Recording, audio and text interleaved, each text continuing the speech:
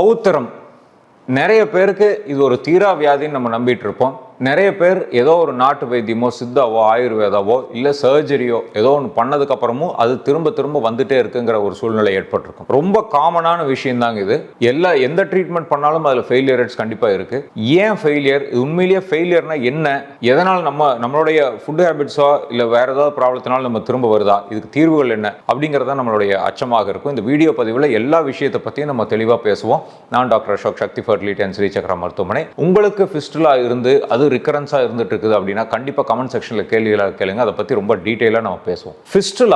ஃபிஸ்டுலானாலே பௌத்திரம்ங்கிறது எந்த வகையான சர்ஜரி பண்ணிக்கிட்டாலும் அது ஃபெயிலியருக்கான காரணங்கள் கண்டிப்பாக இருந்தே தீரும். அப்போ ஃபெயிலியர் அப்படிங்கிறது நம்மளுக்கு எப்போ தெரியும் டாக்டர் அப்படிங்கிறது தான் டவுட்டே. 1 மாசத்துலையா, 1 வருஷத்துலையா, 5 வருஷத்துலையா, எப்போ ஃபெயிலியர் ஆகிறது தெரியும். ஸோ இதுக்கு வேர்ல்டு ஃபுல்லாக இதை ஆராய்ச்சி பண்ணி இதுக்கு ஒரு கன்சென்சஸ் ஏற்படுத்தியிருக்கிறாங்க. ஃபிஸ்டுலாங்கிறது ஒரு ஆப்ரேஷன் முடிஞ்சு ஹீல் ஆகணும் அப்படின்னா 3 விஷயங்கள் நடக்கணும். ஒன்று, வெளிப்புற ஓட்டை கம்ப்ளீட்டாக ஹீல் ஆகி அடைச்சிருக்கணும். 2வது, உள்புற ஓட்டை கம்ப்ளீட்டாக ஹீல் ஆகி அடைஞ்சிருக்கணும். 3வது, இதை ரெண்டையும் கனெக்ட் பண்ணிட்டு இருக்கிற ட்ராக்ட் கம்ப்ளீட்டாக ஹீல் ஆகி அடைஞ்சிருக்கணும். இது 3 சேர்ந்தது தான் ஃபிஸ்டுலா சக்சஸ் ரேட்டுங்கிறது. இப்போ ஃபெயிலியர் ரிகரன்ஸ் அப்படின்னா அதில் 3 வகையான ரிகரன்ஸ் இருக்கு. ஒன்று பெர்சிஸ்டண்டா இருக்கிறது, இன்னொன்று ரிகரன்ஸ் வர்றது, இன்னொன்று டீனோவா இருக்கிறது. பெர்சிஸ்டன்ட் அப்படின்னா என்னன்னா, ஆப்ரேஷன் பண்ணி முடிஞ்சு அந்த காயம் அன்னையிலேருந்து எனக்கு ஆறவே இல்லைங்க டாக்டர்னு சொல்லி 6 மாதம் கழிச்சோ 1 வருஷம் கழிச்சோ நிறைய பேஷண்ட் எங்கிட்ட வந்துட்டு இருப்பாங்க. அதுதான் பெர்சிஸ்டன்ட் ஃபிஸ்டுலா ஃபெயிலியர். 2வது ரிகரன்ஸ் அப்படின்னு என்னன்னா, ஃபர்ஸ்ட் இனிஷியலா 1 மாசம் நல்லா ஆறிடுச்சுங்க டாக்டர், ஆனா மறுபடியும் ஒரு 2 மாசம் கழிச்சு ஒரு சின்ன கொப்பளமாட்டம் அது பக்கத்திலேயே வந்துட்டு இருக்குது. இது ஃபெயிலியரா இல்லை புதுசா வந்திருக்கா அப்படிங்கிறது தான். இது 1 வருஷத்துக்குள்ளாரியே அந்த மாதிரி வருது அப்படின்னா அது பேர் ரிகரன்ஸ்னு பேர். 3வது வகை, 1 வருஷம் 2 வருஷம் ஒரு பிரச்சனை இல்லைங்க டாக்டர், அது நல்லா ஹாப்பியா இருந்தேன், மறுபடியும் ஒரு இடத்துல மறுபடியும் கொப்பளிக்கிற மாதிரி இருக்கு அப்படிங்கிறது டீனோவோ அப்படிங்கிறது. ஸோ இந்த 3 டைப் ஆஃப் ரிகரன்ஸ்கள் இருக்குதுங்க. ஃபிஸ்டுலா சர்ஜரி ஏன் ஃபெயிலியர் ஆகுது அப்படிங்கிறது தெளிவாக நம்ம ஆராய்ச்சி பண்ணி பார்த்தோம்னா 3 கட்டங்கள்ல அது ஃபெயிலியர் ஆகலாம். நம்பர் 1 ஆபரேஷன் பண்றதுக்கு முன்னாடி இருக்கிற ப்ராப்ளம், 2வது ஆபரேஷன்ல ஏற்படுற குறைபாடுகள், 3வது ஆபரேஷன் முடிஞ்சு நம்ம அதை பாதுகாக்கிற தன்மைகள். ஸோ ஃபர்ஸ்ட்ல எதனால ஆபரேஷன் முன்னாடியே நம்ம அதை அக்சஸ் பண்றதுல பாத்தீங்கன்னா டைப் ஆஃப் ஃபிஸ்டுலா என்ன வகை, இன்ட்ராஸ்பிங்க்ட்ரிக்கா, எக்ஸ்ட்ராஸ்பிங்க்ட்ரிக்கா, சூப்ராஸ்பிங்க்ட்ரிக்கா அப்படிங்கிறது என்ன டைப் ஆஃப் ஃபிஸ்டுலா இருக்குங்கிறது முக்கியம். அடுத்தது கர்வேச்சர், ஸ்ட்ரெயிட் ட்ராக்ல போகுதா, கர்வ்டா போகுதா, வளைஞ்சு போகுதா, இப்படிங்கிறதெல்லாம் 2வது முக்கியம். 3வது அதனுடைய செகண்டரி ட்ராக்ஸ், அங்க மட்டும்தான் ஒரே ட்ராக்டா போகுதா இல்ல பக்க கிளைகள் நிறைய போயிட்டு இருக்குதா அப்படிங்கிறது. 4வது ஒரு ஃபிஸ்டுலா மட்டும்தான் இருக்குதா இல்ல 2-3 மல்டிபிள் ஃபிஸ்டுலாஸ் இருக்குதா அப்படிங்கிறது.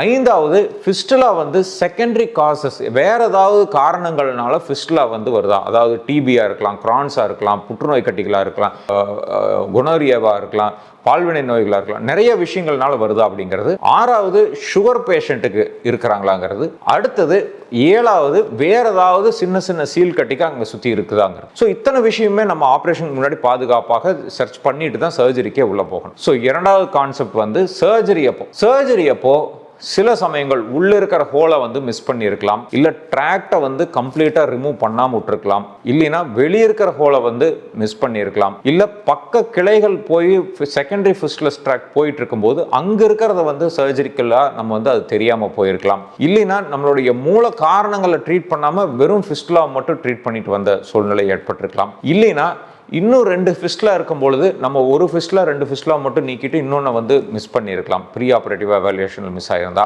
இன்னொன்னு வேற எங்கேயாவது ஒரு சின்ன சீல் கட்டிகள் மாதிரி இருந்து அதை மிஸ் பண்ணியிருக்கலாம். இத்தனை விஷயங்களும் சர்ஜிக்கலா பண்ணும்போது ரொம்ப பாதுகாப்பா பண்ண வேண்டிய விஷயம். 3வது கான்செப்ட் சர்ஜரி முடிஞ்சதுக்கு அப்புறம் அதுல நம்மளுடைய வூண்ட் கேர், நம்ம திரும்ப நிறைய வீடியோஸ்ல பேசியிருக்கிறோம். வூண்ட் கேர் ரொம்ப இம்பார்ட்டன்ட். அந்த கேர்ல ஏதாவது மிஸ் ஆயிருக்கலாம், இல்லைன்னா முன்னாடி இருக்கக்கூடிய வியாதிகள், கிரான்ஸ் டிசீஸோ டிபியோ சுகரோ ஏதோ ஒன்று நம்ம கரெக்டாக கட்டுப்பாட்டில் வைக்காம இருக்கிறனாலையும் இது வரலாம். ஃபிஸ்டுலா வந்துருச்சுங்க, நம்ம என்ன மாதிரியான ரிப்பீட்டட் ஆப்ரேஷன் பண்றதுக்கு முன்னாடி பாதுகாக்க நம்ம அசஸ் பண்ண வேண்டியது நம்மளை எப்படி அப்படின்னா, நிறைய பேர் ஃபிஸ்டுலா வந்ததுன்னா மனசொடிஞ்சு போயிடுவோம், எங்க போய் பார்க்கறதுன்னு தெரியாது, எங்க போனாலும் நெகட்டிவ் ரிசல்ட் சொல்றாங்கன்னு இருக்கும். எப்பவுமே செகண்ட் சர்ஜரி பிளான் பண்றதுக்கு முன்னாடி ரொம்ப டீட்டெயிலா எவாலுவேட் பண்ணாம செகண்ட் சர்ஜரியில் போகக்கூடாது, ஏன்னா ஃபெயிலியர்ஸ் மறுபடியும். ஸோ டீட்டெயில் எவாலுவேஷன் என்னவாக பண்ணணும் அப்படின்னா, ஃபர்ஸ்ட் இம்பார்ட்டன்ட் அந்த டாக்டர் உங்களோட டைம் ஸ்பெண்ட் பண்ணி உங்களோட ஹிஸ்டரி கம்ப்ளீட்டா கேட்டு தெரிஞ்சுக்கணும். ஃபர்ஸ்ட் எப்படி ஆரம்பிச்சது, வேற ப்ராப்ளம் கோமார்பிட்டிஸ் ஏதாச்சும் இருக்குதா, சுகர் இருக்குதா, வேற ஏதாவது இம்யூனோ காம்ப்ரமைஸ் ஸ்டேட்ல இருக்கீங்களா, மெடிசின்ஸ் ஏதாவது எடுத்துட்டு இருக்கிறீங்களா, வேற கிரான்ஸ் டிசீஸ்,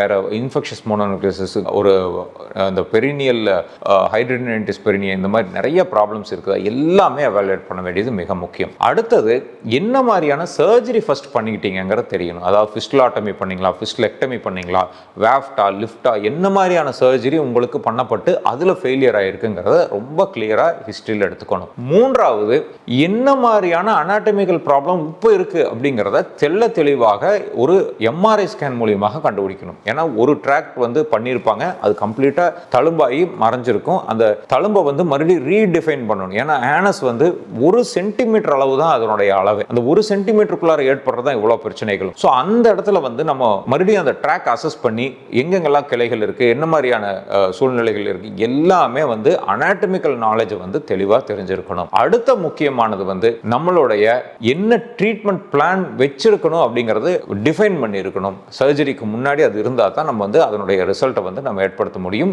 இதுக்கு ரொம்ப முக்கியமானது நம்மளுடைய ஆசனவாயோட ஸ்பிங்டர் வந்து ஆசனவாயை முடிச்சு கண்ட்ராக்ட் பண்ணி மோஷன் போகாம தடுக்க முடியுதாங்கிறத அசஸ் பண்ணி இருக்கணும் சர்ஜரிக்கு முன்னாடி. ஸோ இத்தனை விஷயங்களையும் ரொம்ப கிளியர் கட்டாக அசஸ் பண்ணிட்டு அடுத்தது ஃபிஸ்டுலா சர்ஜரிக்கு போனீங்கன்னா சக்ஸஸ் ரேட் கண்டிப்பாக நல்லா இருக்கும். ஸோ ஃபிஸ்டுலா சர்ஜரி பற்றி நிறைய விஷயங்கள் நம்ம இந்த வீடியோ பதிவில் பேசுவோம். ஏதாவது டவுட் இருந்ததுன்னா கமெண்ட் செக்ஷனில் கேள்விகளாக கேளுங்க. ஆரோக்கியமான வாழ்க்கை வாழ அன்பு வாழ்த்துக்களுடன் டாக்டர் அசோக்.